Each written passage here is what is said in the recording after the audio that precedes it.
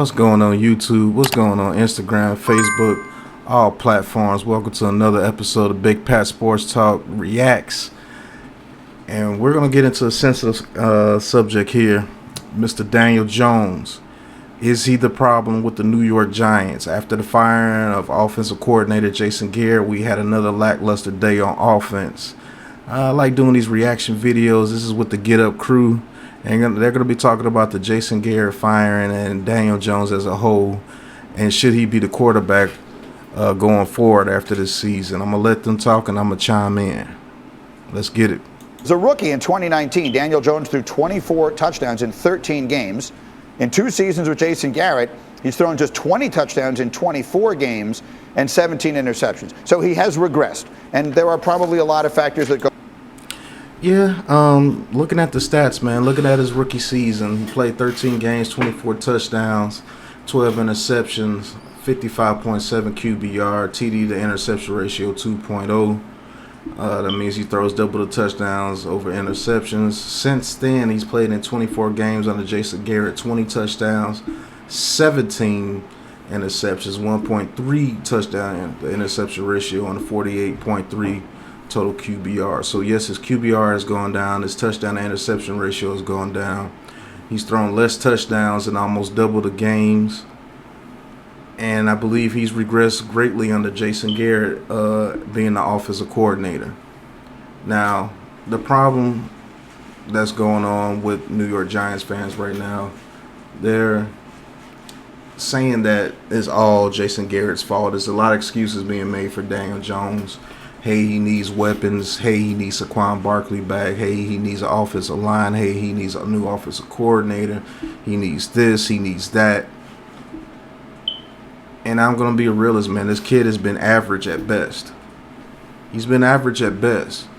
Now, you see those 2019 stats. That's what a lot of Giants fans are going off of. Man, he did so great in 2019. Yes, he threw 24 touchdowns, but over half those touchdowns came in 3 games. Against the Washington football team, the Detroit Lions, and the New York Jets. Those teams were absolutely awful. Yes, he has to play the teams that is on the schedule. So, yes, I'm not going to take too much from that. But after that, in 10 games, he only threw 11 touchdowns and like 10 picks. And that's the equivalent to the right side of the screen, his 2020 through 2021 season. He's throwing maybe a touchdown a game, averaging maybe a touchdown a game, a little bit less than a touchdown a game, and his QBR has gone down. So I just like to challenge. I would like to challenge all New York Giants fans on this, man. What do you know about Daniel Jones as a quarterback? Like, who is Daniel Jones as a quarterback? Most quarterbacks that come out that are top 6 picks, top 5 picks, top 10 picks, you know who they are. You know what they can do. You know what they do well. So you build a team around what that quarterback does well. I challenge Giants fans to tell me, what is Daniel Jones as a quarterback? What is he? Is he a great deep ball passer? Is he a great pocket passer? Is he an RPO quarterback? Is he good with his legs? Is he good outside the pocket? Is he pinpoint accurate? I mean, what is Daniel Jones as a quarterback, man? I just want these questions answered. You can answer the question in the comments. Please leave your comments, but just answer that question. What is Daniel Jones at quarterback? We don't know. And if we don't know, the organization doesn't know. He's too inconsistent. He's one of the most inconsistent players I've ever seen. The kid can do amazing things one game, and the next game look like he's a undrafted free agent. So that's hard to game plan for a quarterback that you don't know, and if you don't know him, you can't trust him. Is it that he doesn't fit our system? Is he a quarterback that doesn't fit our system? I mean, what is it with this kid? Am I saying that we should get rid of him after this season? No. I say we bring this kid back next season, put an offensive line in front of him, and see what he does. But there are plenty of quarterbacks out there that have had bad offensive lines, but they still put up stats. You knew what they were. You don't know what this kid is, man. After 3 years, you don't know what this kid is. But let's continue on. Go into that. But when things go badly, it's sometimes the easiest thing to do is change one of the assistant coaches. And in this case, that's what they do. Does anyone else, can I just ask, does anyone find it peculiar that they were just coming off their bye, which is a time when you do self-scouting and you have sort of a reset on your season? They had 2 weeks to make this change, and they don't, and then they fire Jason Garrett during what is a short week. They play Monday night. Now they turn around with a quick week. Does the timing of this confuse you in the way it does me? Sacho. Oh, no, not in the least bit, because no matter what the stats say, it's very difficult to fire somebody off of a win. And that's the issue, right? The Giants won before. Exactly. It's very hard to fire somebody off a win. It doesn't look good in the organization, and it just doesn't look good at all after you get a win. It's going to be hard to fire Jason Garrett after we're coming off a win against the Raiders about 3 weeks ago. There's no way you can fire him after that. Now, there have been reports out through Bleacher Report and through other guys that Joe Judge wanted to fire Jason Garrett last November. So their camaraderie as far as coach and offensive coordinator, you never really saw those guys talk, did you? You never really saw those guys interact with each other on the sidelines. You never really saw those guys like they liked each other. Is it that Jason Garrett is a head coach and he didn't respect Joe Judge because he was a young coach, and Jason Garrett is a coach in this league? He was a coach of the Cowboys for about 10 years. Was it a respect factor there? Did he not respect Joe Judge? Like, man, why would I listen to this kid? This dude's a kid. He doesn't really know what he's doing. This is his first job. I'm a 10-year coaching vet. No way I listen to this guy. I've been an offensive coordinator before I was a head coach, so I've been coaching for damn near 2 decades. Why would I listen to this guy? I'm going to do my own thing, and I'm going to run things how I want to run them. And I don't like this quarterback, and I don't like this offensive system. And honestly, the only reason why I'm here is because I'm friends with John Mara. Did John Mara secretly hire this guy, knowing that he was a head coach, thinking that he can tutor Joe Judge, and it came back and bit him in the butt? Who knows? But no, they could not have fired Jason Garrett after that Raiders game. Would not have been a good look. They went to the Buccaneers game. Our offense was inept in that game. We got blew out 30-10, and that was the perfect time to fire him. I think Joe Judge did that because his job is probably on the line. And hey, look, online Big Blue Tim says Jason Garrett will be the scapegoat, and yes, he was. He was the scapegoat. And it looks a little better on Joe Judge of the Giants because we beat the Eagles this past Sunday.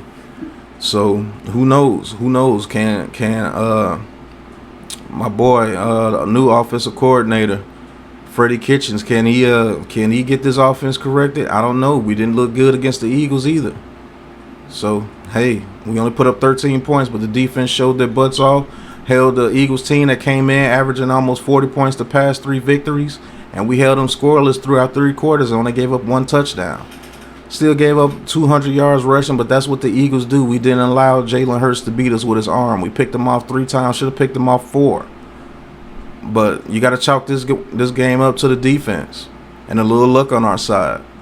So we'll see going through in the future where Freddie Kitchens be able to get this offense rolling. I've seen a couple of little wrinkles that they put in. It looked pretty good. And Daniel Jones actually looked a little better in the pocket because we all know Daniel Jones' pocket presence is slim to none. And having an offensive line with Nate Solder, Hernandez, and Billy Price doesn't help him either. But I'll say this. When you're a number 6 pick, you expect your quarterback to elevate people. And I challenge Giants fans to tell me, does this kid elevate players around him? Does he elevate players around him? If you're being honest with yourself, it's a big fat no. It's a big fat no because we don't even know who Daniel Jones is. So how is he going to elevate anybody to play better when you don't know what he is? You don't know what this kid is as a quarterback. And we sit here and compare him to people like Jalen Hurts or Taylor Heineke. First of all, those are not his peers. Jalen Hurts is a second round pick, and Taylor Heineke, I think he was an undrafted free agent or like a 6th or 7th round pick. And they only have like a season full of games starting. Daniel Jones has 2+ years starting. He's played a total of 37 games. That's 2 years and 5 games. So he's played almost 2.5 years of football, and we still don't know who this kid is. And that's the bad part. That's the bad part. There's no way you should be able to go through 2.5 years with your quarterback and not know who he is.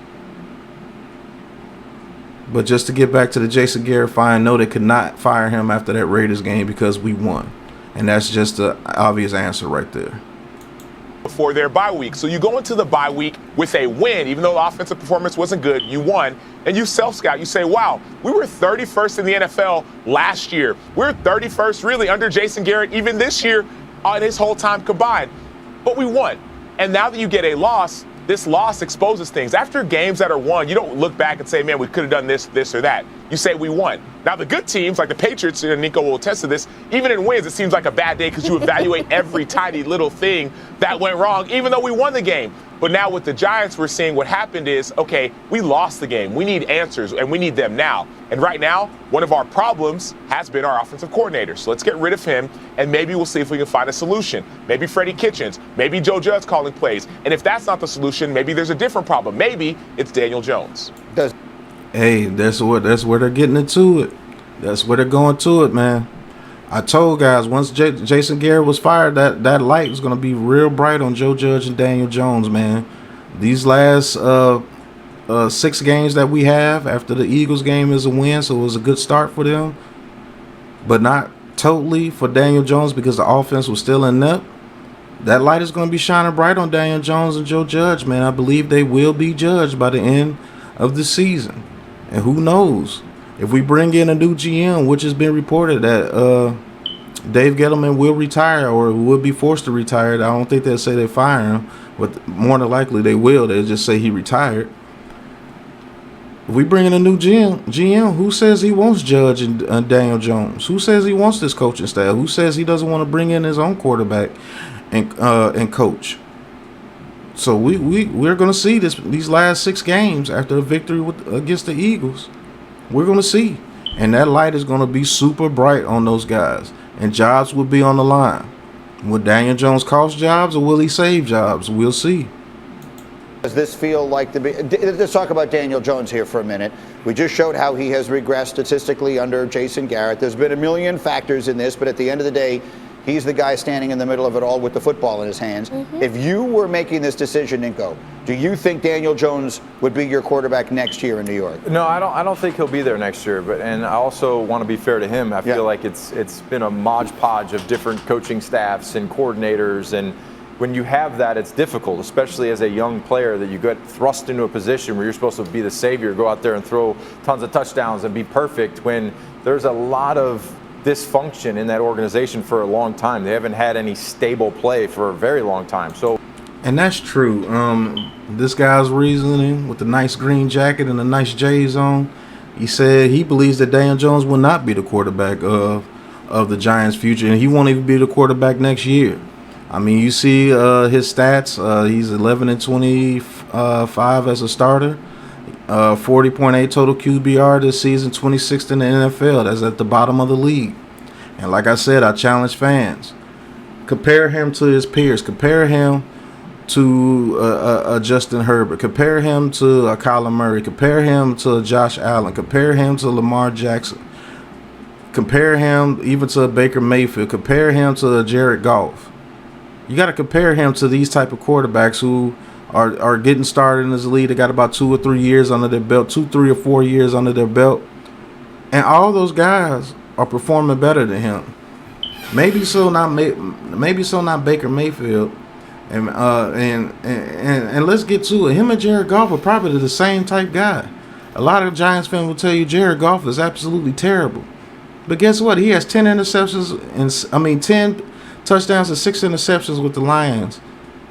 And Daniel Jones has 10 touchdowns and 7 interceptions with us this year. Now, who has the better roster around him? Let's be real. Who has the better roster around him? Who has the bigger organization around him? I say Daniel Jones. And he's playing right there on par with Jared Goff right now. Jared Goff is actually playing a slight bit better. And I challenge you, name Jared Goff's receivers out there. Is Jared Goff's offensive line better than our offensive line over there with Detroit? This is a winless team. It's a winless team. Daniel Jones is the same type dude. Both those quarterbacks cannot elevate their teams. Cannot elevate their teams. And that's the type of quarterback that we have right now. You don't know who this kid is. I challenge people to tell me who this kid Daniel Jones is as a quarterback. What does he do well? What does he do well? Another question, do you feel comfortable with him in winning situations? When we needed that first down, do we go out there and say, man, Daniel Jones can make a play and get this game over with? When we're up by 4 or 6 points or 3 points, do you feel comfortable with Daniel Jones taking his offense and going scoring a touchdown to end the game for us? Do you feel comfortable with Daniel Jones leading us down the field to get a field goal to win the game?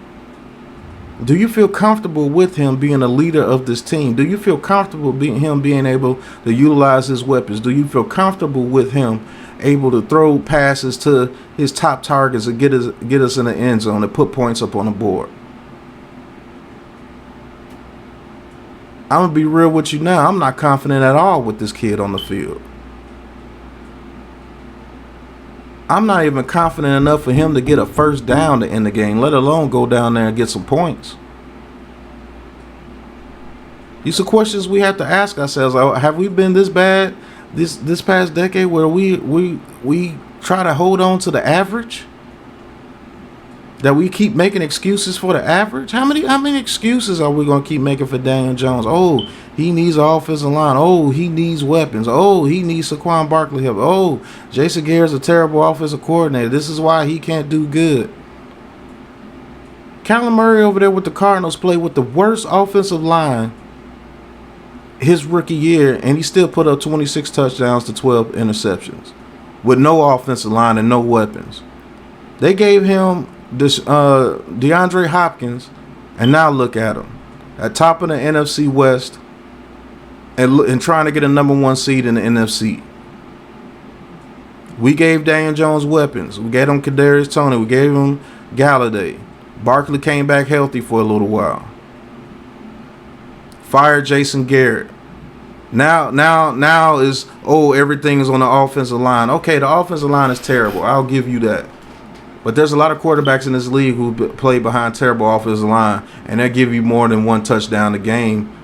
He's actually averaging less than 1 touchdown a game. He only has 10 touchdowns and played in 11 games. There's a lot more quarterbacks that give you a lot more with a lot less. So this is where I challenge Giants fans on this. Am I saying get rid of Daniel Jones? No, you keep him for his 4th year, and then you bring in a veteran to challenge this guy next year. Because if he goes 4 to 5 games and he's still playing the same exact way, you got to yank him, man. There's too many excuses been made for this quarterback for him not to even play good. Not to even play decent. And he doesn't elevate this team. If anything, I think he does the opposite. This quarterback, he's not a quarterback that elevates players that want to do better for the team. He doesn't motivate players to go all out for him.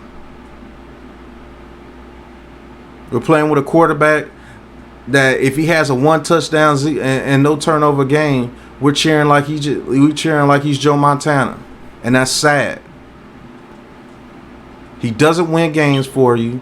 He doesn't put you in great positions to win. He doesn't elevate your team. And I think this kid is going to cost jobs. But we will see. Hopefully everything I'm saying I'm proven wrong. And you guys can make me eat the biggest piece of Daniel Jones' humble pie. I hope he does prove me wrong. But right now, I don't think this kid is the quarterback of the future of the Giants. I say we get an offensive line to see what we got. And hopefully he can prove me wrong. you know, I just think as an organization, they're probably going to say, okay, let's start fresh, let's start over, let's pick our own guy moving forward. Well, what does that mean, Kmart? Exactly what I said. If you bring in a new GM, there's a high probability that he's going to want to start fresh, and he's going to get rid of the whole coaching staff, and Daniel Jones included. I'm just going to be real with you. Where are they starting fresh? I mean, does that mean the GM? Does that mean the head coach? Does that mean the quarterback? What is a fresh start going to look like? I mean, at this point, couldn't you see everything on the table? Couldn't you see a new GM hired in the offseason? Couldn't you see a new head coach? You know, because I will say this woman right here is next on ESPN. She's next, man. She's all over ESPN. I mean, she's not bad to look at, and she's next, man. Look for her to be high up there pretty soon, man. She's on a lot of shows, and she gives some good takes. I'll give her that. She gives some very good takes at times. So, and she's very critical of the New York Giants. So, New York Giants fans, we got another critical reporter going against us. But she does a very good job, man. I like her. And a new quarterback, only because at this point, you don't know what the hell you have anywhere. You don't know about Daniel Jones. I mean, I hear you. Exactly. That's what I just said. I mean, people. It's obvious to see. Everybody can see it. You don't know who this kid is. You don't know who he is. I challenge people to tell me who this kid is.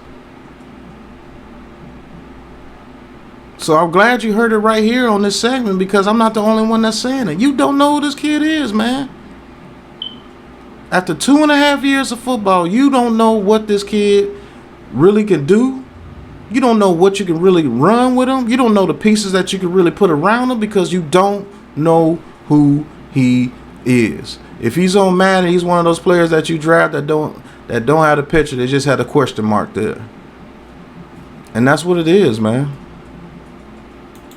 Nico, that's a great point about rookie and young quarterbacks, because the coaching, the GM, how he constructs the roster, that affects you.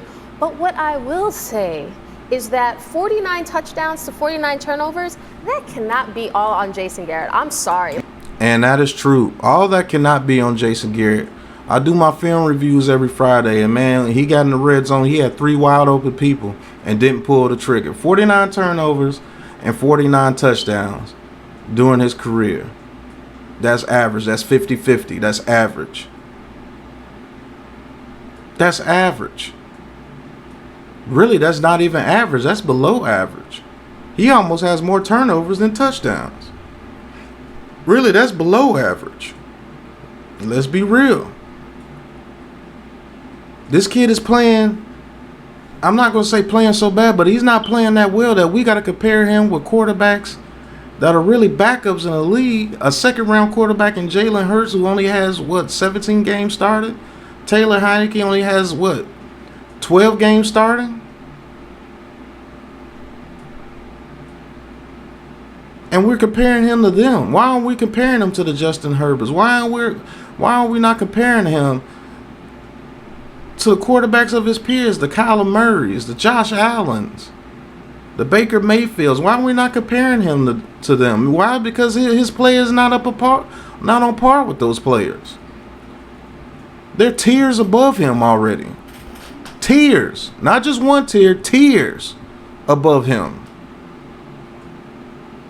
He's playing like a bottom half quarterback. Almost garbage being quarterback. If you want to be honest with it. This is bad, man. He's playing bad, man, and he has to improve.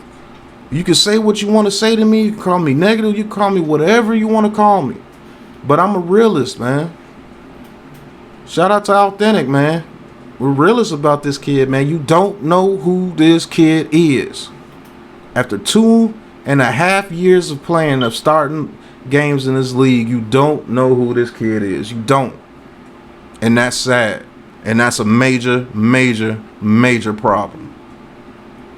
Like at some point, and I mentioned this in the first hour, this feels very Sam Darnold-y. And that's the only way I can describe it, which is terrible. Exactly. It feels exactly like Sam Darnold. You look at Sam Darnold, you tell me who Sam Darnold is as a quarterback. You tell me who he is. Only thing you can tell me about Sam Darnold is he's a quarterback that makes a lot of mistakes and he will turn the ball over. Other than that, what does he do well? Tell me.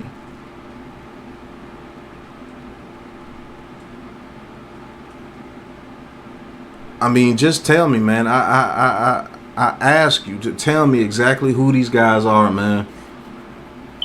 And I'm telling you, if we bring a new GM, we might see a Daniel Jones trade to whoever. And to bring up another point, when you say you trade Daniel Jones, most Giants fans will tell you, man, you need to trade him to the Broncos where he could go to Patrick Sherman.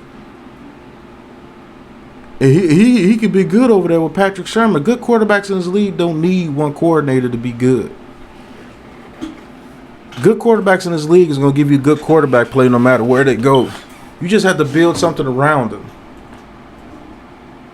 You just have to build something around them. Give them something. Give them something they can rely on. Because you know who they are. You know what they can do. You know what they do well. You know what they bring. They elevate their teammates. They make players that wouldn't be nothing on other teams, something on their team because they elevate their play. They don't want to disappoint that quarterback. They don't want to disappoint a guy that's going out there laying it on the line and playing well and making plays for the team. You don't want to be that guy that disappoints your quarterback and not make that play for him when he calls your name. With this team, I think the receivers and everybody are disappointed in Daniel Jones most of the time. And that's a problem. A major problem. Because that is, if you're a Giants fan, you don't want any part of the uncertainty of a Sam Darnold. And that's where I feel like we're trending. By that you mean you just don't know if it's him or if it's all the things around him. You can't make decisions like that. You got to know who your quarterback is and who you're going to build with. I'll say it again. The most ridiculous. Exactly. One of the worst things you can have on your team is an inconsistent player because you don't know what you're going to get. And that's hard to game plan when you're going into every week not knowing what you're going to get. Plain and simple. One of the worst feelings you can have as an organization and one of the worst feelings you can have as an OC and a head coach. Knowing that your quarterback, you don't know what the hell he's going to do. It's one of the worst things you could go into. You have to have a Hall of Fame defense in order to win with a quarterback like that. And that's just the truth. The stat of the entire NFL season is that Andrew Thomas, the left tackle, has more touchdown receptions this year than Kenny Galladay or Kadarius Toney, who were brought here to be the star receivers for the team. That right there. And that stat right there, that's where we're going to end it, man. That stat right there is absolutely ludicrous. Absolutely ludicrous. So you mean to tell me that your offensive tackle has more touchdown catches than both your top two target at receiver? I can't blame all that on the offensive coordinator. You got to blame some of that on Daniel Jones. And that's just being real. Just being real. So is Daniel Jones the problem for the New York Giants? My answer is wait and see. We'll wait and see. After these 6 games, you're definitely going to know who's the problem over there in New York. Because you know why? Jason Garrett was fired. So that light is shining very bright on Joe Judge and Daniel Jones. And I will say, Daniel Jones may be playing for his job, and Joe Judge may be coaching for his job. You got 6 more games to prove it. Game 1, yeah, you got the victory, but you both lost on the offensive side of the ball because you did not produce points with 4 turnovers. So we'll see. Will Daniel Jones save jobs or will he cost jobs? And we're going to see the final 6 games of the season with the New York Giants. We're currently 4-7. I think we have 4 very winnable games, and hopefully we can snatch one from the Los Angeles Chargers or the Dallas Cowboys, and we can go 9-8 or 8-9. Either way, that would be a upgrade. That's how bad we've been playing. An under 500 record could be an upgrade for us, or 1 game over 500 could be an upgrade for us. It's sad, but it's true. And I'm going to end it with that, man. You know I'm going to talk my talk no matter what you thought. This is Big Pat Sports Talk, man. Another reaction video. Is Daniel Jones the problem with the New York Giants? We're going to have to wait and see, folks. Can't wait for the next game against the Miami Dolphins. I think we get a victory there. Let's support this team. Let's be positive. I'm going to end this on a positive note, man. I think we damn sure could beat the Miami Dolphins this Sunday coming up. Tune into the live stream. We're going to be doing a live play-by-play, me and Classified 3F Joe. And I plan on calling another victory for the New York Giants. I'll say this. If there was a week for Daniel Jones to prove to us that he's the future of this team, this is the week to do it. I want to see him go out there and throw for multiple touchdowns. I want to see him go out there and have good pocket presence. I want to see him hit Kenny Galladay. Hopefully we get Kadarius Toney and Shepard back. I want to see him hit those guys. And I want to see some changes on this offensive line. Yes, this offensive line is absolutely trash, and that is one of the major reasons why Daniel Jones hasn't progressed to where we can see exactly who this kid is. So I say get him an offensive line. Put some people in there that want to play this year. It can't get any worse on that right side of the line. We can't pick up stunts. Nate Solder can't block anybody. Billy Price is barely standing on every play. He's always on his ass. So who knows? But if you made it this far in the video, I thank you for the support. Thank you for watching the video. Thank you for tuning in to Big Pat Sports Talk. Like, subscribe, and hit that bell button for me. And becoming a part of the Big Blue Crew. You know we got you. And until the next video, peace. Super high.